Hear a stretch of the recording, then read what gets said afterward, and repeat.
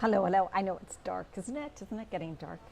Probably keep getting darker because the sun is, well, no sun today. We have had rain the whole day. All right, you know what? I've just been sitting here alone in the rain, not doing much. And I felt like I just needed some company. I wanted to hop on. Doing a live stream actually gives me so much more energy and makes me feel better.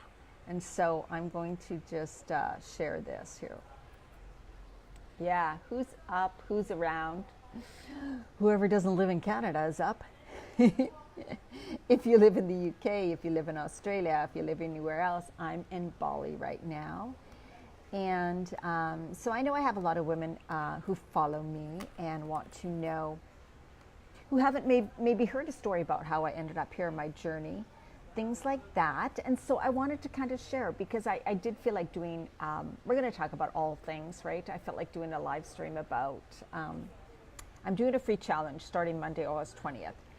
And that is going to be on Starting Your Day the Healthy Way. And so there's going to be more information posted on Facebook about that soon. Make sure to be part of my Facebook community, Women Creating Healthy Lives, okay? Got to be part of that community.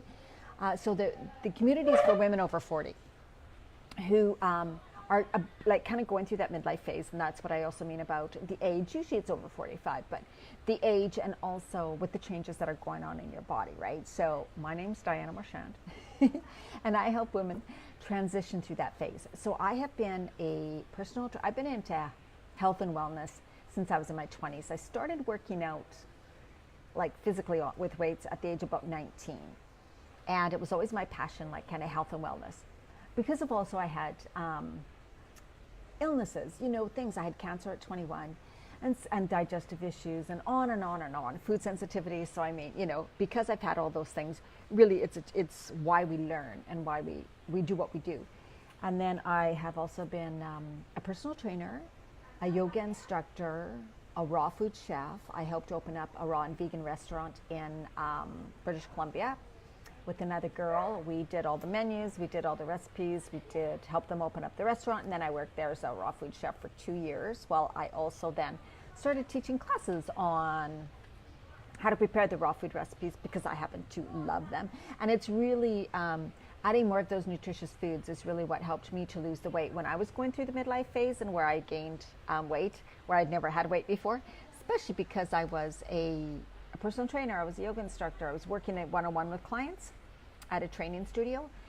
And, I had never had weight problems before. Hey, Becky, how you doing?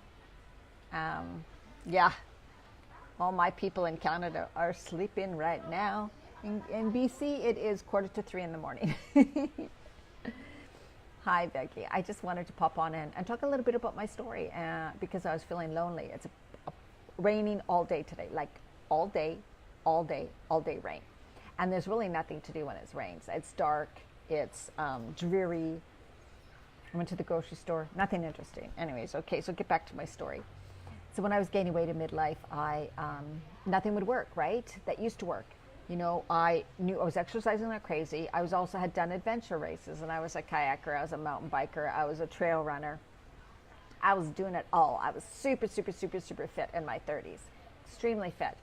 And then I kind of got injuries, and so I kind of had to slow that down. And then in my 40s, when I was a personal trainer and a yoga instructor, that's when I started gaining the weight and started going through the midlife change. So that is why I kind of do what I do now, because I really was like, oh my God, what the hell is this? And I need to help women go through this. I need to figure out for myself what is going to work, right? How can I feel better? How can I stop this weight gain? What's going on in my body? All of that. So I researched, read, studied, did all that. And that's why I help women, because it's so much about starting to feel better. And also realizing that this midlife phase is truly a time when there needs to be changes in your life. And I think that's why these things happen to us. These things happen to us because it's kind of like a wake-up call, right? It's like, excuse me, but you haven't taken care of yourself. You put everybody else first, which is natural when your kids are young. It's natural. And some people still have young kids when they're going through perimenopause, which is really tough, right? Because you got the hormonal, it's like going through adolescence again. You've got the extreme emotions, you have depression or stress or anxiety. Like everything's exaggerated. Everything's like, whoa. And it is also exaggerated the way food reacts in your body. So starchy carbs right now are like pure sugar to your body, and all of a sudden you just start ballooning out if you still eat them. But anyways, my story. So I have, how did I end up in Bali? I always wanted to live and work anywhere in the world. That was my dream ever since I could remember, 5 years old. 5 years old, I wanted to move to a warm climate. I'm from Edmonton, Alberta, in Canada, which is cold. And then I moved to Vancouver Island when I was in my 30s. That is the warmest place possible you can move in Canada. There is no warmer place in Canada you can move. Nowhere. So I moved there and I lived there for 18 years.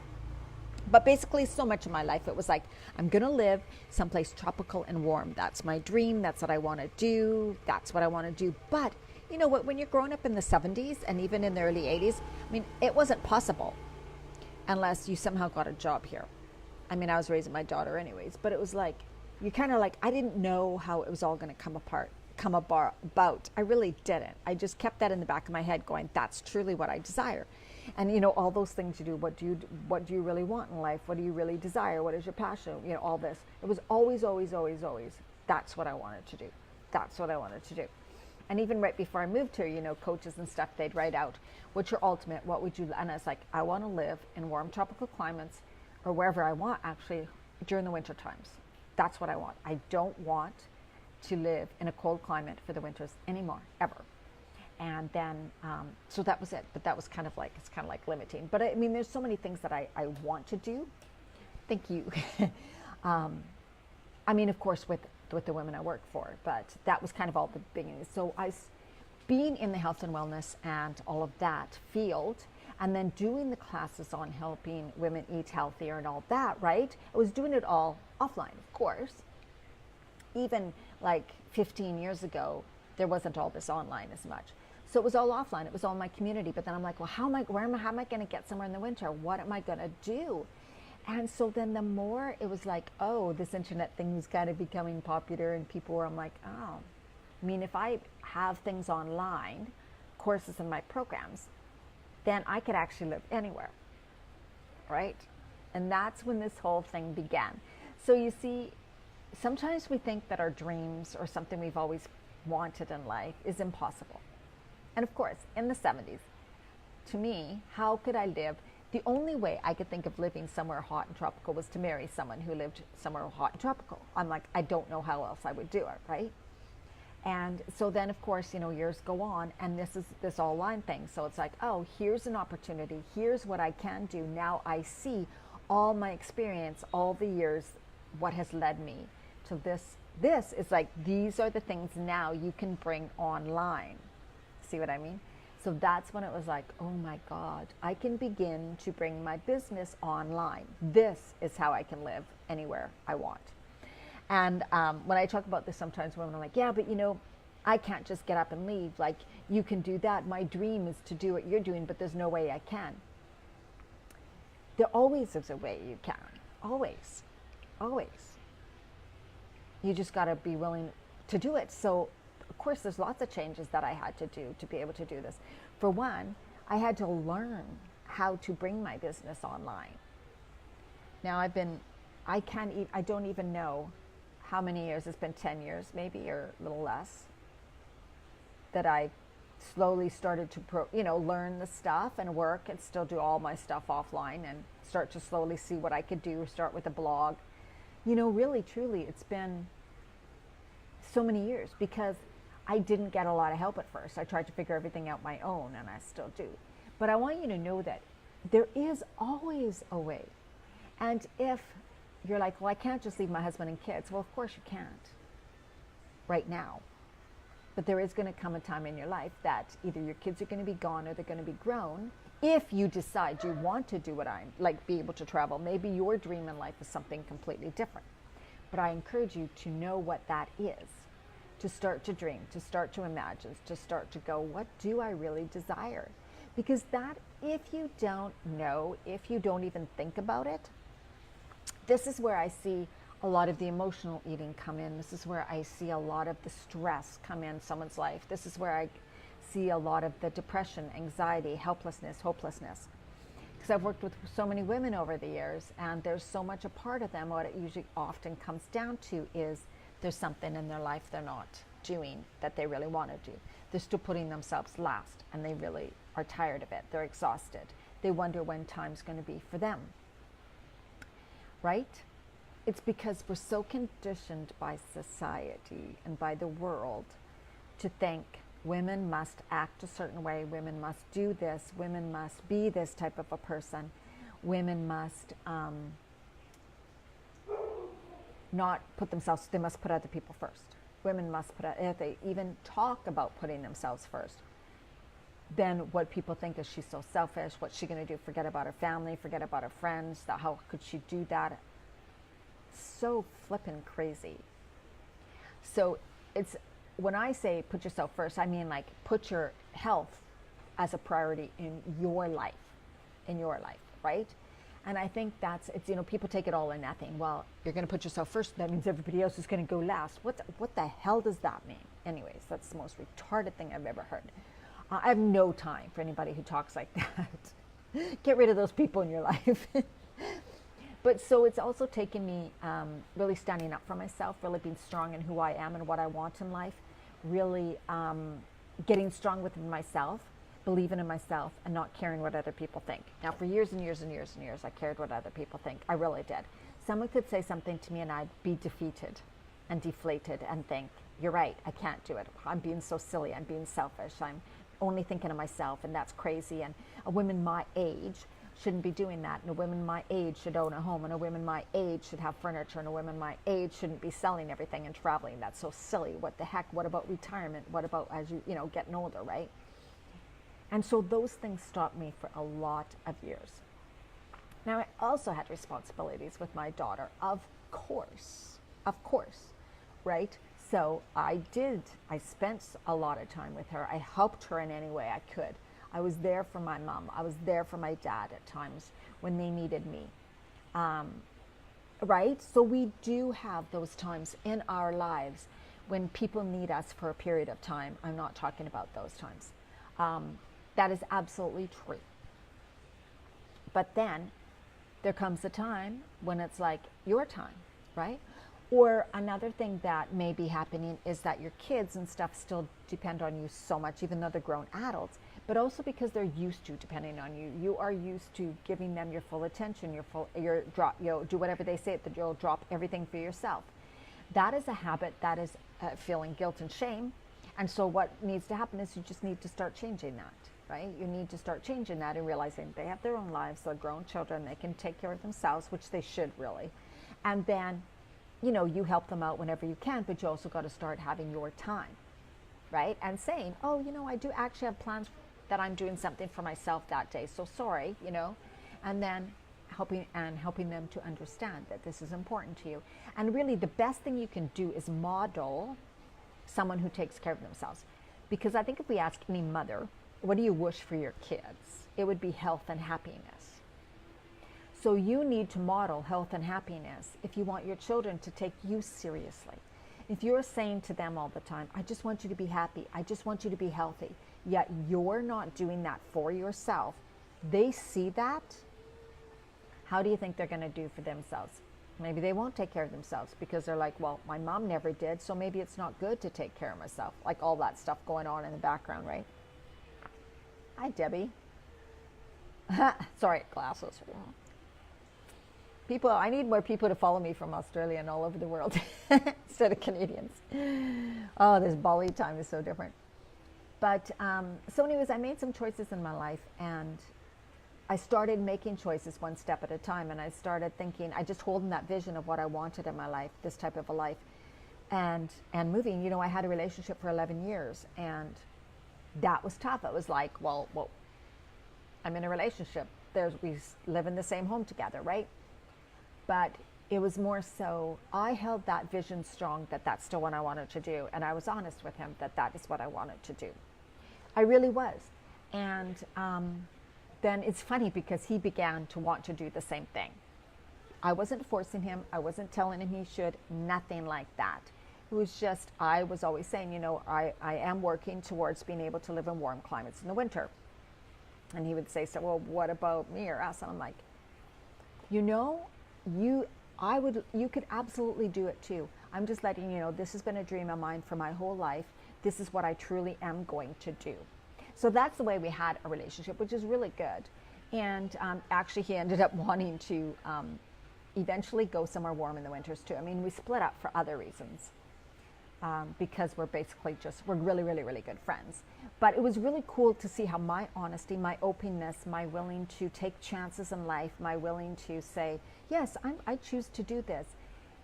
He was able to then think of what he truly wanted in his life and what he wanted to do. And like, maybe this is him, maybe I can also take chances. Maybe I could do something. What do I want to do? What do I really want to do?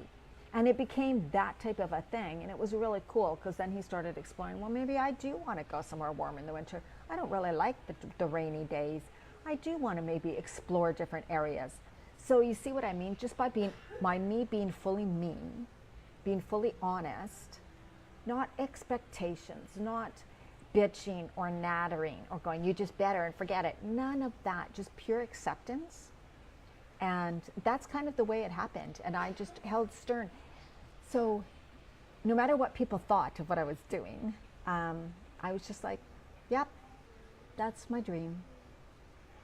That was it. Like I had to get to the point where I was like, no, you're not going to make me feel guilty. You're not going to make me feel like this is something wrong. You're not going to make me feel like I can't do it. Because I was so strong in myself that this is truly what I want to do. And I knew it was right for me. If you have a dream or a vision of something that you wanted to do for basically almost your whole life, for a long time, it is meant for you. You wouldn't have the vision if it wasn't meant for you. You wouldn't. It wouldn't be there. I know some friends that have no desire to do what I want to do. None, zero, never thought of it. And that's perfect. Because they're doing what they really want to do, right? So the people who have, like if there is a desire you have, that desire is meant for you. Someone else has a completely different desire. That is meant for them. There's no right one way for everybody. There isn't at all. Each person really needs to discover what they desire in life, with how they want to live their life, and I may not travel for long. I have no idea. The thing is that it's going to be now for a while, as long as I can keep it going. I don't want to return again until May. I don't want to return again until the nice weather. Although I'm really missing home right now because it is nice there and I'm missing the farmers markets and I don't want to go away in the summer again. But when winter comes, I will be really happy to be traveling. And so now I've had definitely difficult times.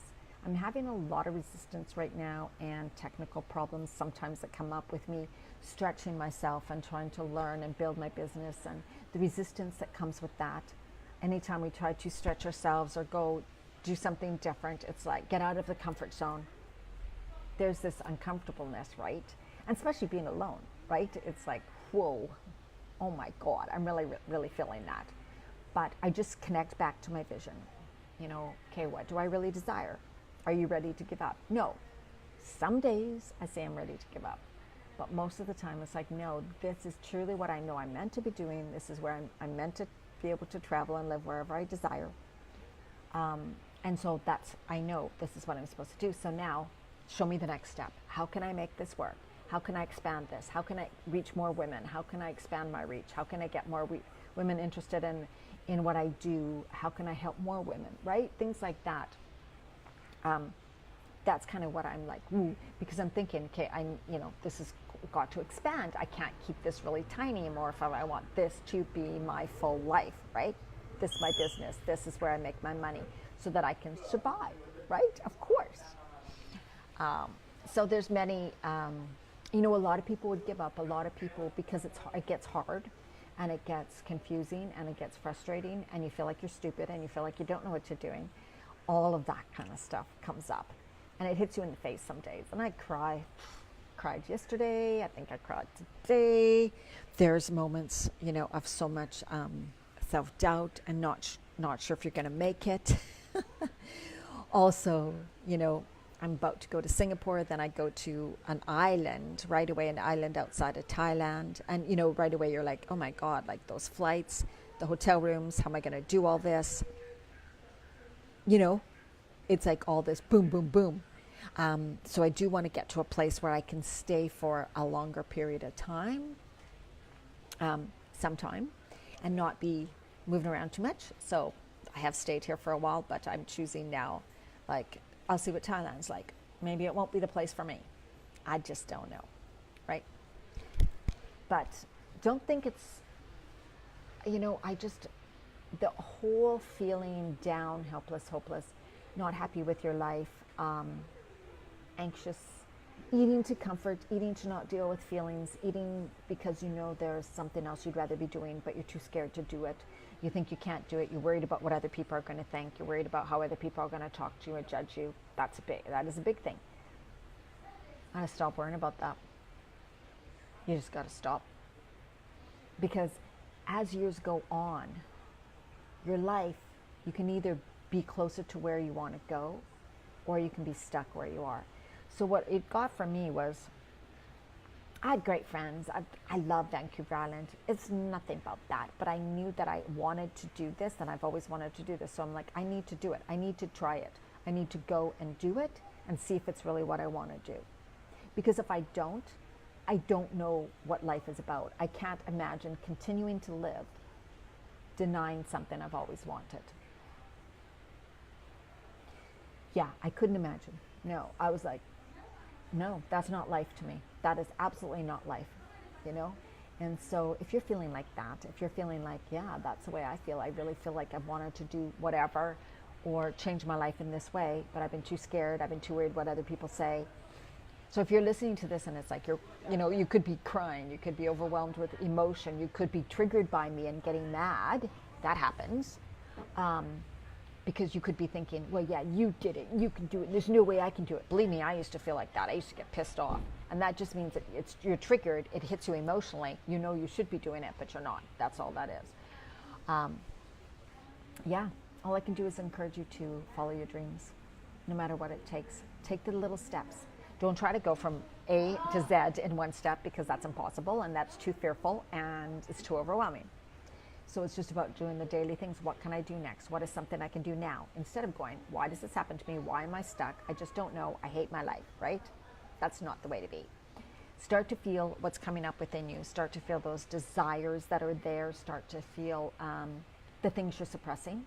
And a lot of eating, snacking in the evening, in the evening has a lot to do with because you've been suppressing something, or you've been doing far too much for other people.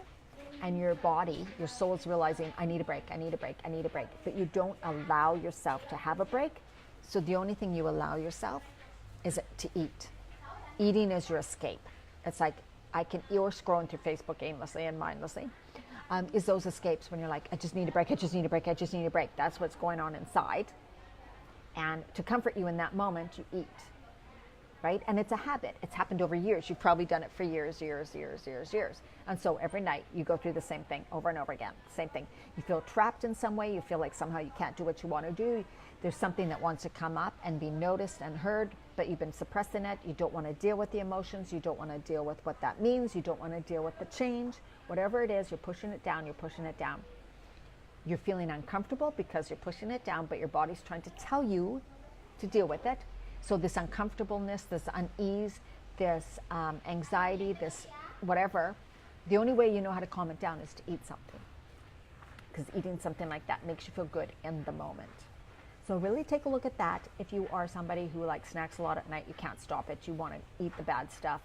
And on at night, or when you're bored, it's because all of a sudden you have this time, right? You're not busy in your day. The evening opens up, you have couple of hours. Your soul is almost saying, I need to express myself and tell you what I need. And here she is, there's time for me to do that. When that starts to happen, you feel, no. Alarms go off because you don't want to feel that. And then you eat. Well, that took a different turn, eh? All right. I am going to say goodbye, say good night. If you have any more questions or comments about anything else on Bali or my travels or how it was for me or anything like that, it's a very safe place. I highly recommend Bali. It's freaking really safe. Yeah, there's nothing. I've totally felt safe here. But I've been at like either in Ubud or Sanur, Sanur. I didn't go to Kuta. I didn't go to Seminyak. You know, I didn't go to those really, really big, busy places. So I stayed in Sanur, which is this, and it's a lot smaller. So I feel really good here. All right, guys, I'm going to sign off. Now, I am doing a challenge on Monday, August 20th. So I don't know when you're watching this video, but it's in my group, Women Creating Healthy Lives. There will be a sign up because you want to get some recipes for it. And I will chat with you all later. Thanks, bye.